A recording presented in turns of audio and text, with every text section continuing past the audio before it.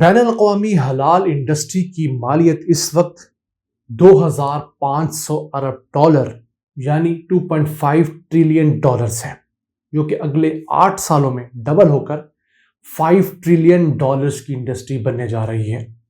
پاکستان اس field میں بہت پیچھے رہا، لیکن اب اس نے بنیادی اقدامات کر لیے ہیں، جس کے ذریعے امید ہے کہ اگلے 8 سالوں کے دوران پاکستان حلال انڈسٹری کے اندر اپنا حصہ لینے میں کامیاب ہو جائے گا۔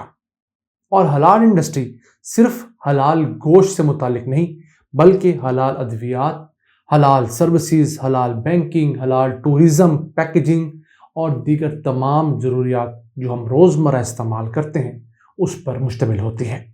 آج کی ویڈیو میں آپ کو حلال انڈسٹری سے متعلق ایک اوور ویو دیں گے۔ السلام علیکم ویورز، میں ہوں آپ کا میزبان عبدالرحمان۔ مسلمانوں سے ایک چیز جو منسلک ہے وہ حلال ہے، اور اب حلال انڈسٹری، حلال سرٹیفیکیشن ایک انٹرنیشنل فینومینا بن چکا ہے۔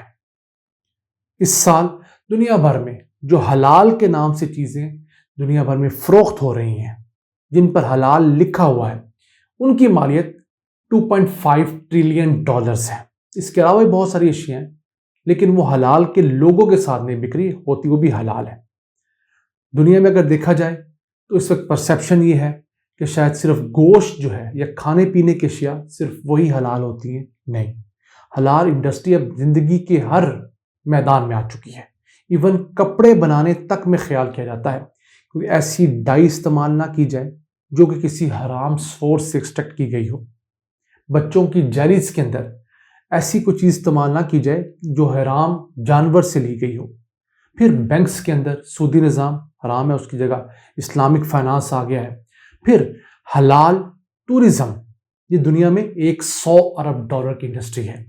کس طرح نہ صرف مسلمان بلکہ بیرون ملک مقیم جو اوورسیز لوگ ہیں یا جو فارنرز ہیں، گورے جن کو عام زبان میں ہم کہتے ہیں، ان کی بھی ایک اچھی خاصی تعداد ایسی ہے جو اب فیملی ویکیشنز پہ جانا چاہتی ہیں، جن کے لیے ٹورزم کا مطلب قطعاً عیاشی نہیں ہے، شراب نوشی نہیں ہے، کم کپڑے پہن کر بیچز پر لیٹنا نہیں ہے۔ تو وہ لوگ کہاں جائیں؟ کیونکہ ان کے اپنے علاقے تو بہت پلیوٹ ہو چکے ہیں، ان دا سینس کہ وہاں پر نیوڈیٹی بہت زیادہ آ گئی ہے۔ تو وہ کرتے ہیں، وہ ان حلال ٹورزم سپاٹس پہ جاتے ہیں جہاں پر فیملی ویکیشنز ہوتے ہیں، صرف فیملیز آتی ہیں، اچھا ماحول ہوتا ہے، لوگوں نے پورے کپڑے پہنے ہوتے ہیں، خوراک صاف ستھری ہوتی ہے۔ تو حلال ٹورزم کے اندر بھی دیگر حلال کے تمام پروڈکٹس کی طرح مسلمانوں کے بعد اب غیر مسلموں کی بھی ایک بڑی تعداد آنے لگی ہے، کیونکہ یہ پیور ہے، یہ نیچرل ہے۔ حلال بینکنگ کے اندر غیر مسلم بڑی تعداد میں آ رہے ہیں، کیونکہ یہ ایک نیچرل وے ہے، اس میں کسی کا استحصال نہیں کیا جاتا، اس میں اگر نفع ہے تو نقصان بھی ہے۔ تو اس سلسلے میں پاکستانی حکومت اور Pakistani ministry of science and technology نے اہم قدم اٹھایا ہے۔ جو اس کے بورڈ آف گورنرز ہیں حلال اتھارٹی پاکستان کے، انہوں نے چند بنیادی فیصلے کیے ہیں کہ ایک تو اسلام آباد کے بعد پاکستان حلال اتھارٹی کے جو سب آفیسز ہیں وہ تمام پروونشل کیپٹلز میں کھولنے کی باقاعدہ منظوری دی گئی ہے، یعنی کہ ایک وفاقی جو اتھارٹی ہے وہی لاہور کے اندر بھی چیزوں کو ریگولیٹ کرے گی، کراچی میں بھی، کوئٹہ میں بھی، پشاور میں بھی، اسلام آباد میں تو ہے۔ پہلے یہ تھا کہ صوبائی حکومتوں نے اپنی اپنی حلال اتھارٹیز بنا لی تھی، کیونکہ وفاق کی سطح پر کام بہت سلو تھا۔ وہ بالآخر 2019-20 میں بل پاس ہوا، چیزیں مکمل ہوئی۔ ایک تو یہ اہم قدم آ گیا ہے کہ پاکستان کا ایک حلال لوگو ہوگا، ہر صوبے کا علیحدہ نہیں ہوگا۔ پنجاب اور کے پی نے اپنی حلال اتھارٹیز بنا رکھی ہیں، ہو سکتا ہے وہ مرج کر دی جائیں اس کے اندر۔ تو پاکستان کا ایک برانڈ ہوگا۔ آپ تو جانتے ہیں کہ پاکستان کو کسی چیز کے ساتھ ریلیٹ کرے نہ کرے، دنیا بھر کے مسلمان اس کو ایک راسخ العقیدہ مسلمان ہونے کے ناطے ضرور ریلیٹ کرتے ہیں۔ اور ایک حلال پروڈکٹ اگر پاکستان کے نام سے بکے گی، اور اس کے مقابلے میں اگر برازیل نے اپنی کوئی حلال پروڈکٹ لانچ کی ہوگی، تو لینے والا مسلمان ایک دفعہ پاکستانی حلال پروڈکٹ کو ضرور تھاٹ دے گا، پھر وہ سوچے گا پیکیجنگ کس کی بہتر ہے اور ریٹ وائز یا کوالٹی وائز کون سا بہتر ہے۔ تو ہمیں ایک ایج ایسے ممالک پر ضرور حاصل ہوگا جیسے انڈیا ہے یا برازیل ہے، جنہوں نے اپنی حلال پروڈکٹس لانچ کر رکھی ہیں، وہ حرام نہیں ہیں۔ بیسیکلی دنیا میں حلال کا کانسیپٹ ہے کیا کہ حلال چیز آپ حلال طریقے سے کرتے ہیں، لیکن اس کو باقاعدہ اداروں سے سرٹیفائی کرواتے ہیں۔ ایسے ادارے جو کہ آ کے آپ کی ویلیو چین دیکھتے ہیں کہ آپ کے جانور کو جو خوراک کھلائی جا رہی ہے وہ حلال ہے، جو گھاس پھوس ہے، جو چارہ ہے، اس میں کوئی ملاوٹ حرام چیز کی نہیں ہے، پھر جس طریقے سے وہ ذبح ہوتا ہے، پھر گوشت جس طریقے سے کٹتا ہے، پھر جن پیکیجنگ کے اندر ان کو پیک کیا جاتا ہے، جن کولڈ چلرز کے اندر ان کو لے جایا جاتا ہے، ان کے اندر جو گیسز ایون استعمال ہوتی ہیں، کوئی ایسی گیس تو استعمال نہیں ہوتی اس کو چل کرنے کے لیے جو کہ حرام سورس سے لی گئی ہو۔ تو ان تمام چیزوں کو نوٹ کیا جاتا ہے، پھر اس کمپنی کو، اس ادارے کو حلال سرٹیفائی کیا جاتا ہے، اس پہ گاہے بگاہے چیک بھی رکھا جاتا ہے۔ ہمارا ایشو یہ تھا کہ ہمارے پاس سب کچھ حلال تھا، لیکن ہم نے کبھی ان کو سرٹیفائی نہیں کروایا۔ اگر کسی نے کروایا بھی تو ساؤتھ افریقہ کسی حلال سرٹیفکیشن سے کروا لیا، امریکہ سے کروا لیا، پاکستان میں ایسا کوئی اتھارٹی فنکشنل نہیں تھی۔ اب یہ بن گئی ہے، تو اب اس نے اپنے بزنس رول بھی بنا لیے ہیں، سرٹیفکیشنز کی جو ریگولیشنز ہیں ان کو بھی اپروو کر دیا ہے۔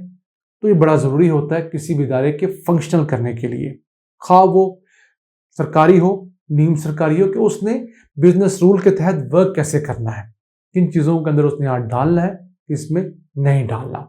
اس کے علاوہ اب پاکستان آہستہ آہستہ حلال ٹورزم کی طرف بھی جا رہا ہے، کیونکہ دنیا بھر کے جو عرب ممالک ہیں اور دیگر مسلمان لوگ جب ٹورزم کرنے جاتے ہیں تو ان کو کم جگہ ملتی ہیں۔ ایون تھائی لینڈ جیسا ملک، اس نے حلال ٹورزم کو کیٹر کرنے کے لیے اپنے چند بیچز مختص کر دیے ہیں، وہاں پر ہوٹل سے لے کر بیچ تک سب کچھ اسلامی اصولوں کے مطابق ہوتا ہے، کوئی شراب نہیں ہوتی، کوئی عریانیت نہیں ہوتی، نیوڈٹی نہیں ہوتی، مساجد ہیں، ہوٹلز کے اندر حلال کھانا ہے، باہر ٹک شاپس جو ہیں، ہر جگہ آپ کو حلال چیزیں ملتی ہیں۔